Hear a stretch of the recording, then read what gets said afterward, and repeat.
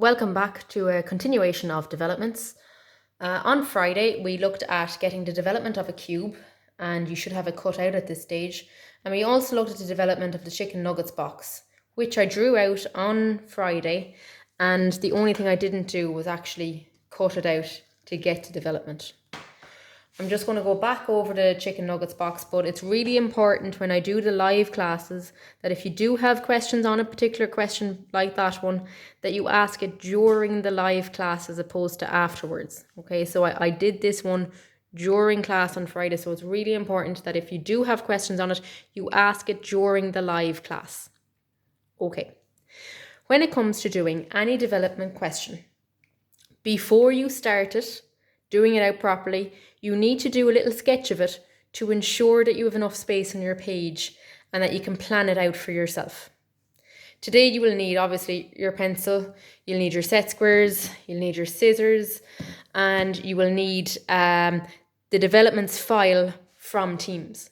So when you go to files on Teams, there's only one file really there, it's developments, and all of the questions are there that we'll be looking at over the coming class and over the next few classes.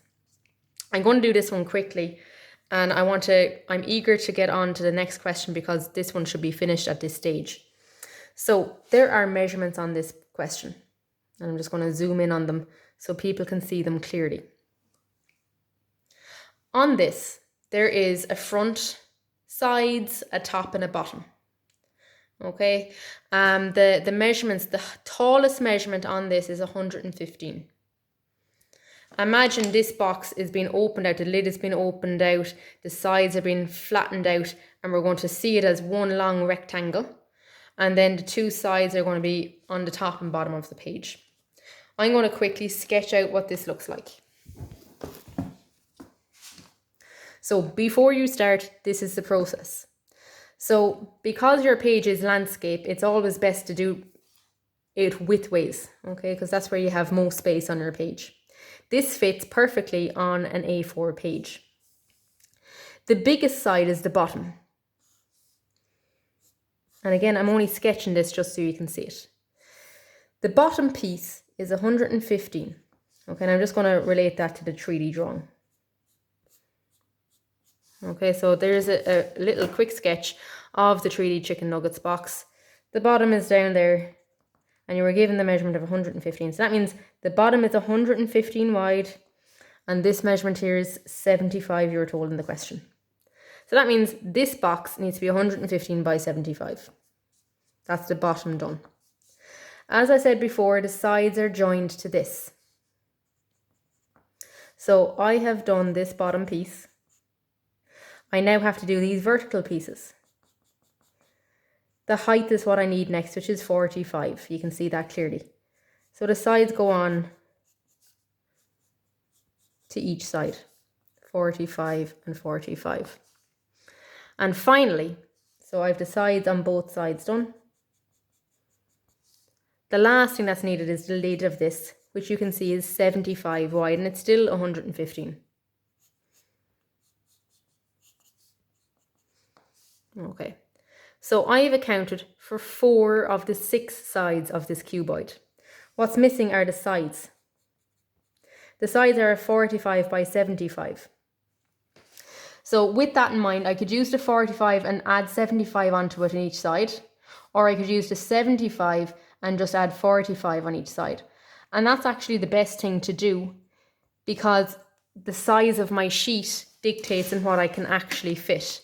So on my page, I've 210 or 211 millimeters. So if I calculate this as being 45 and 45, just using your calculator, 45 plus 115 plus 45.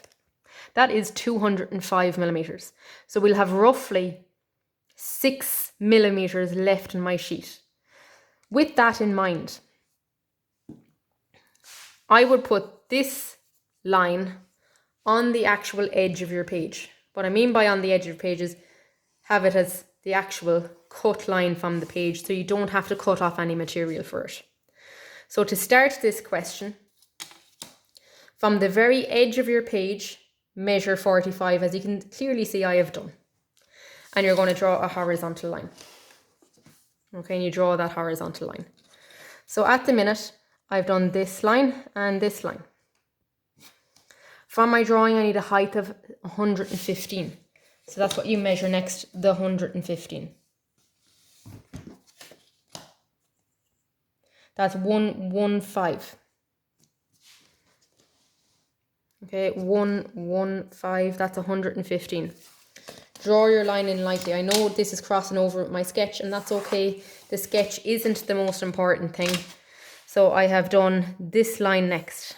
So I have this one, and I have this one, and I have this one just done. The last one I need is at 45 high. With your set square, measure the 45 and draw that line in also. Okay. It doesn't matter where you start. So this will be my first line. It needs to be the 115 wide. So it will be a heavy line. We have the measurements now, 45, then 75, then 45, then 75. You can see it's every second measurement. So start measuring that now. 45, then 75, then 45, and then finally finish off with the 75. And as you can see, it fits really well on the page. Do a light vertical line, another light vertical line, another light vertical line, and the outside one can be a heavy line, so heavy next. As I showed you the last day, anything that's on the outside can be heavy, anything that's on the inside needs to be fold lines.